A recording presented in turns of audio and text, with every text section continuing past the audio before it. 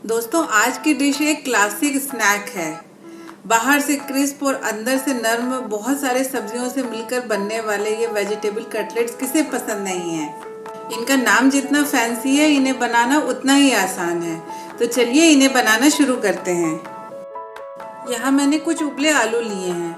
आलूओं को उबालकर उनका छिलका छील लिया है। और कुछ मसाले हैं जैसे कि नमक, आमचूर पाउडर, चाट मसाला पाउडर और अनारदाना पाउडर। इससे कटलेट्स में बहुत अच्छा टेस्ट आता है। बारीक कटी हुई हरी मिर्च ले ली है और बारीक कटा हुआ हरा धनिया लिया है। कुछ सब्जियां ली हैं जैसे कि गाजर, चुकंदर और हरी मटर। और ये मूंगफली है जिसे रफली क्रश कर लिया है।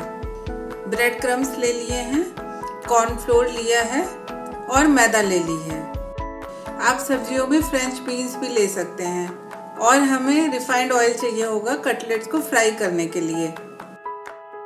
ब्रेड क्रम्स आप या तो मार्केट से खरीद सकते हैं और घर पर भी बहुत आसानी से इन्हें बना सकते हैं। कोई भी ब्रेड ले लीजिए और अवन में 160 डिग्री पे 15 से 20 मिनट के लिए इनको ड्राई कर लीजिए।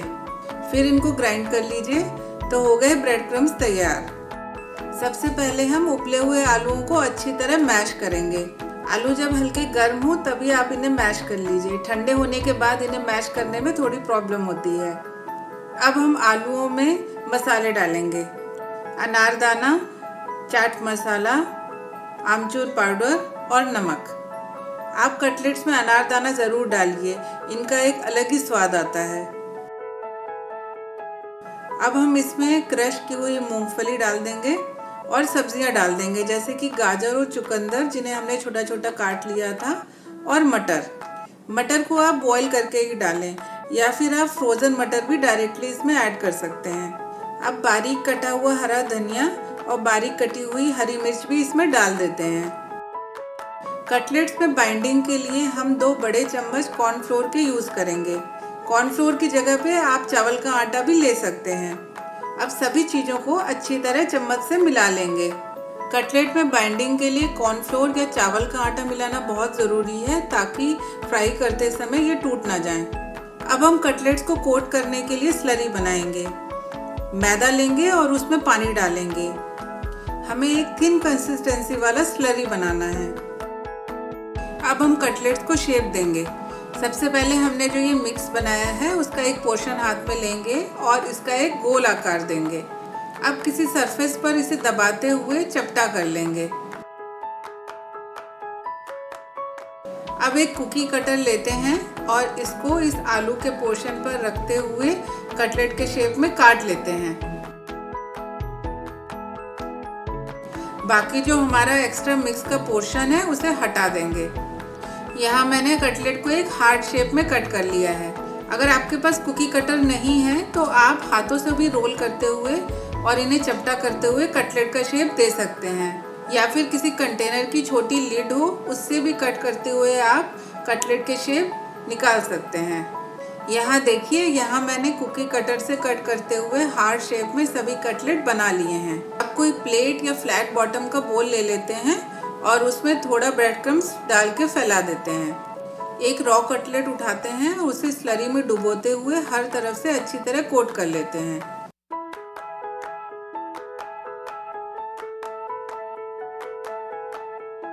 और अब इसे ब्रेड क्रम्स के बोल में डालते हैं और उलट पलट कर हर तरफ ब्रेड क्रम्स से भी अच्छी तरह कोट कर लेते हैं। मैंने सारा ब्रेड क्रम्स एक बोल में इसलिए नहीं लिया है क्योंकि स्लरी के कारण ये गीला हो जाता है और कटलेट की कोटिंग क्रिस्प नहीं होती है। इसलिए आप कटलेट को कोट करने के लिए थोड़ा थोड़ा ब्रेड क्रम्स लेयर्स में डालें और कटलेट को पलटकर इसे अच्छी तरह कोट कर लें। इसी तरह बाकी के भी सभी रॉ कटलेट स्लरी में डुबोकर और ब्रेड क्रम्स में डालकर हम कोट कर लेते हैं। अगर स्लरी बीच में आपको गाढ़ी लगने लगे तो इसमें थोड़ा सा पानी और ऐड कर लीजिए इसको पतला करने के लिए। हमारी स्लरी बहुत थिक नहीं होनी चाहिए वरना कटलेट के तलने के बाद इनकी ऊपरी लेयर बहुत ही हार्ड हो जाएगी। ये देखिए, मैंने सारे कटलेट्स इसी तरह स्लरी और ब्रेड क्रम्स में कोट कर लिए हैं। अब चलिए इनको तलते हैं। एक कढ़ाई में ऑयल गरम करेंगे और मीडियम से हाई फ्लेम में हम इन कटलेट्स को फ्राई करेंगे। एक साथ बहुत सारे कटलेट्स कढ़ाई में नहीं डालेंगे और अभी इनको करछी से नहीं छुएंगे। इनको एक तरफ से हम सिकने देते हैं। अब हम कटलेट्स को एक एक करके पलट देंगे और दूसरी तरफ से भी अच्छी तरह सेक लेंगे। आप इन वेज कटलेट्स को शैलो फ्राई भी कर सकते हैं। अगर आपने लो फ्लेम पे कटलेट को फ्राई किया है तो ये सारा ऑयल सोक कर लेंगे और बहुत ही ग्रीजी हो जाएंगे। तो इनको फ्राई करने के लिए ऑयल का टेम्परेचर मीडियम से थोड़ा हाई होना चाहिए। इसी तरह पलटते हुए हम कटलेट्स को सभी तरफ से गोल्डन क्रिस्प ब्राउन होने तक सेक लेंगे। एक प्लेट में टिश्यू पेपर रखते हुए इन फ्राई किए हुए कटलेट्स को हम उन पर निकालेंगे ताकि एक्स्ट्रा ऑयल सोक हो जाए। इसी तरह बाकी के बैच के भी कटलेट सेक लेते हैं और उनको भी टिश्यू पेपर पर निकाल लेते हैं। अगर कुछ कोटेड ब्रेड क्रम्स आपको कटलेट से ऑयल में जाते हुए दिखाई दें तो चिंता करने की कोई बात नहीं है। ये देखिए हमारे बहुत ही यमी और क्रिस्प वेजिटेबल कटलेट्स बनके तैयार हैं। ये बाहर से बहुत ही कुरकुरे हैं और अंदर से बहुत सॉफ्ट हैं।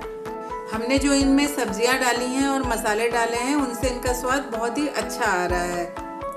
आप इन वेजिटेबल कटलेट्स को धनिया या पुदीने की चटनी या फिर टोमेटो सॉस के साथ खा सकते हैं। शाम की चाय के साथ कोई नाश्ता बनाना हो या फिर वीकेंड की सुबह कोई स्पेशल ब्रेकफास्ट बनाना हो, ये वेज कटलेट उसके लिए परफेक्ट चॉइस रहेंगे।